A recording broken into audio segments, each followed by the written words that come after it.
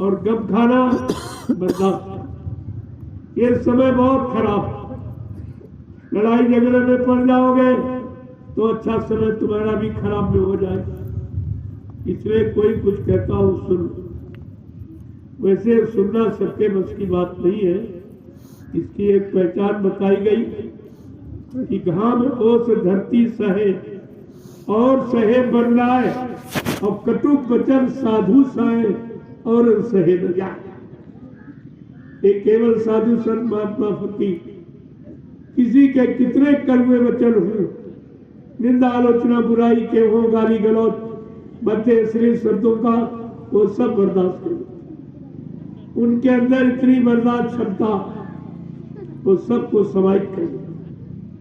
लेकिन आम इंसान इसको नहीं बर्दाश्त करता है। बस इसी बात का प्रेमी झगड़ा, बर्दाश्त न करना ही तो झगड़ा। अगर आप बर्दाश्त करना सीख जाओ कोई झगड़ा नहीं, और वही धीरे धीरे जो झगड़ा करते वही तुम्हारे करीब आ जाए। कहेंगे भाई मैंने गलती की, आपने तो कुछ बुरा नहीं माना, आप अच्छी सच्ची बात बताते रहे, अच्छे सच्चे रास्ते की तरफ चलते रहे और प्रार्थना करते रहे, लेकिन हमने आपकी अच्छी सच्ची बात नहीं मानी। अंत में उसको पश्चाताप। प्रेमियों, सच्चा तो सच्चा ही है, सच्चा रास्ता तो सच्चा है, उसे झूठ कौन कह देगा। हाँ, जब तक तुम्हारी समझ में नहीं आ रहा है, स्वार्थ लोभ लालच को आगे खड़े किए हो, तभी परमार्थ और सच्चा आपको समझ में नहीं आता। जिस दिन स्वार्थ लोभ लालच पीछे हो जाएगा, परमार्थ आगे खड़ा कर लोगे, ये सब समझ में आ कि वस्तुतः हमें करना चाहिए। आपने सबका इतिहास पढ़ा है। क्या राम भक्तों को कभी लड़ते झगड़ते देखा? कृष्ण भगवान के भक्तों को, शंकर भगवान के भक्तों, हनुमान जी के भक्तों को, देवी देवताओं के भक्तों को कभी लड़ते झगड़ते देखा? लेकिन आज ये गुरु के भक्त क्या है, जरा इनकी करनी देखो। गुरु भक्त ये सब लड़ते, लड़ाई झगड़ा कहाँ होता? जर जमीन जोड़ू। आश्रमितों को ऐसी बात, तुम गुरु दरबार में गए थे, तुम गुरु के लिए गए थे कि चेलों के लिए गए थे? अरे भाई, तुम गुरु की सुनने गए थे कि चेलों की सुनने गए थे? गुरु की मानने गए थे कि चेलों की मानने गए थे? गुरु भक्ति करने गए थे कि चेला भक्ति करने गए? और कर क्या रहे? ये कर क्या रहे? जरा अपनी करनी पर विचार करो, क्या कर रहे? गुरु को कितने पीछे ढकेल दिया। क्या आगे आने वाले समय में आप लोग अपने आप को बाबा जय गुरुदेव जी महाराज का शिष्य कहला सकोगे?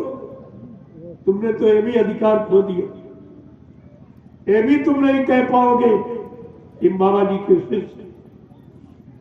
उस समय आपको कितना पछतावा होगा जब गुरु का काम तुम्हारे सामने होता नजर आए, परिवर्तन तुम्हारे सामने होता नजर आएगा।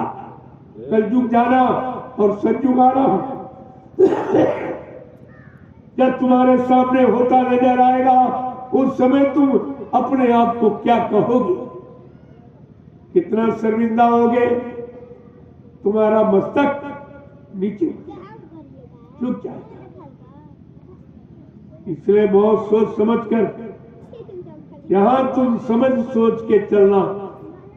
ये तो राह पड़ी अति टेढ़ी, और गुरु बिन कैसे पार उतरना, यहां तुम सोच समझ के चलना।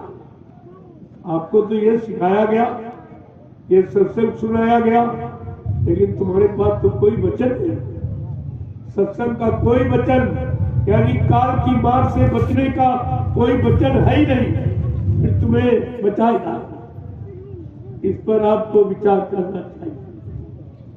मैं तो अभी इशारा कर रहा हूं, जानता तो सब हूं, लेकिन अभी बताऊंगा, उतना बताऊंगा जितना मुझे आदेश है, मैं उतने ही इशारा करूंगा।